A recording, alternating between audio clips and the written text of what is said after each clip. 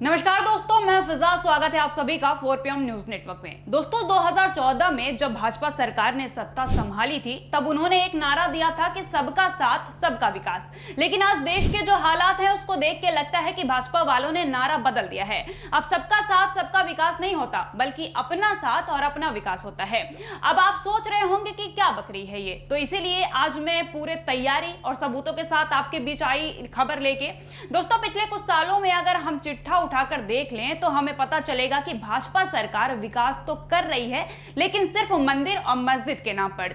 चुनाव करीब आते ही सारे भाजपाई चिल्ला चिल्ला के कहते हैं कि हमें वोट करिए अगर देश का विकास चाहते हैं तो, लेकिन देखते ही देखते वो विकास विनाश में कब बदल गया ये हमें पता ही नहीं चला।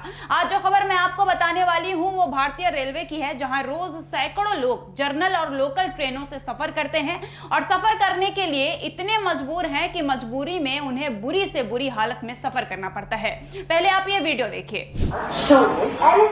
से चलकर आवड़ी के रास्ते तो आपने देखा कि क्या भारत की हालत है। लोग इतनी गर्मी, लाखों की भीड़ और तपती धूप में भी इस तरीके से सफर कर रहे हैं और हमारी सरकार ने अपनी आंखों पर पट्टी हमारी बेबसी का मजाक बांधने के लिए बना रखा है। आपको बता दें कि हाल ही में महाराष्ट्र सरकार ने रेलवे के नीचे से हजारों घर तोड़ दिए, ये कह के कि ये जमीन सरकार की है, यहाँ भीड़ मत लगाओ। लेकिन सरकार को वो भीड़ नहीं दिखी जो स्टेशन के अंदर पड़ी हुई है। करोड़ों लोग रोज अपनी जिंदगी को खतरे में डालकर लोकल ट्रेन से सफर करते हैं और हमारे मोदी जी बनारस में 807 करोड़ का रोपवे बनवाने में लगे हुए हैं। आज जितना पैसा उन्होंने एक रोपवे में लगवा दिया उतना अगर रेलवे में लग जाता तो क्या ही हो जाता। लेकिन कहानी में ट्विस्ट तब आया जब मुझे यह पता चला कि चंद्रयान 3 की टोटल कॉस्ट तो 615 करोड़ रुपए की ही थी। यानी 615 करोड़ में हम चांद पर पहुंच गए और बनारस में सिर्फ 4 किलोमीटर के लिए मोदी जी ने 807 करोड़ रुपए लगा दिए। लेकिन बस की रेलवे की हालत नहीं सुधार पा रहे हैं। मुंबई एक ऐसा शहर है जहां करोड़ों लोग अपने सपने लेके आते हैं, लेकिन कुछ लोग सपनों के तले नहीं बल्कि लोकल ट्रेन के दबे होते हैं। और जब मोदी जी से पूछो कि विकास कहां है तो कहते हैं कि राम मंदिर बनवाया तो है, अब तुमको कितना विकास चाहिए। सही बात है भाई, आपने मंदिर मांगी तो मंदिर मिला, रेल नहीं मांगी तो नहीं मिलेगा। आज आम जनता पेट्रोल न मिलने से परेशान है, महंगाई से परेशान है, सिलेंडर की किल्लत से परेशान है, रेलवे से परेशान है, स्मार्ट मीटर से परेशान है और हमारे मोदी जी कहते हैं कि मंदिर बनवा दिया, खुश रहो। खैर हम बात कर रहे थे भारतीय रेलवे व्यवस्था की। कुछ आंकड़े मैं आपको दिखाऊंगी जिसको देखकर आप भी दंग रह जाएंगे। 2014 के बाद का आंकड़ा यह बताता है कि जनवरी 2014 से मई 2025 के बीच कुल मिलाकर 6,760 यात्री ट्रेन से गिरकर मारे गए और 14,257 घायल हुए हैं। लेकिन हैरानी की बात तो यह है कि आज तक सरकार ने इस मुद्दे पर कोई बात ही नहीं की है और आज भी हालत ऐसे ही है। आप भी देखिए।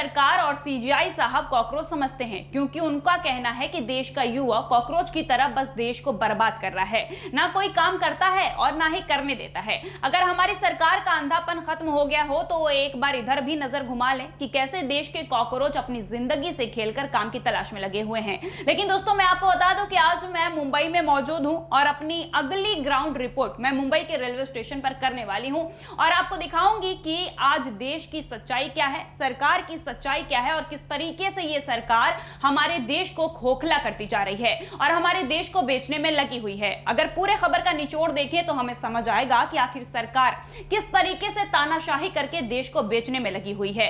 कहीं घर तोड़ रही है तो कहीं युवा की जिंदगी और कहीं एक बाप का सपना जो न जाने कब से इंतजार कर रहा था कि नीट की परीक्षा हो और उसकी बेटी या बेटा डॉक्टर बन सके। लेकिन जिस देश में इलेक्शन तो बिना घोटाले के होता नहीं, वहां पेपर क्या होंगे। वैसे दोस्तों, बच्चों के पैम्पर बनाने वाली कंपनी को मैं सलाम करती हूं। उनके डायपर भी इतनी जल्दी लीक नहीं होते जितनी जल्दी हमारे देश के क्वेश्चन पेपर लीक हो जाते हैं। अब दोस्तों, जो कुछ भी है आपके सामने है और अब वक्त है आपकी आवाज उठाने की। फिलहाल के लिए इस खबर में बस इतना ही। मिलते हैं आपसे अगली बड़ी खबर के साथ। अगर आपको वीडियो पसंद आई हो तो लाइक और शेयर जरूर करें और अब तक आपने अगर हमारे चैनल को सब्सक्राइब ना किया हो तो जरूर सब्सक्राइब कर लें। मिलते हैं आपसे अगली बड़ी खबर के साथ, तब तक के लिए धन्यवाद।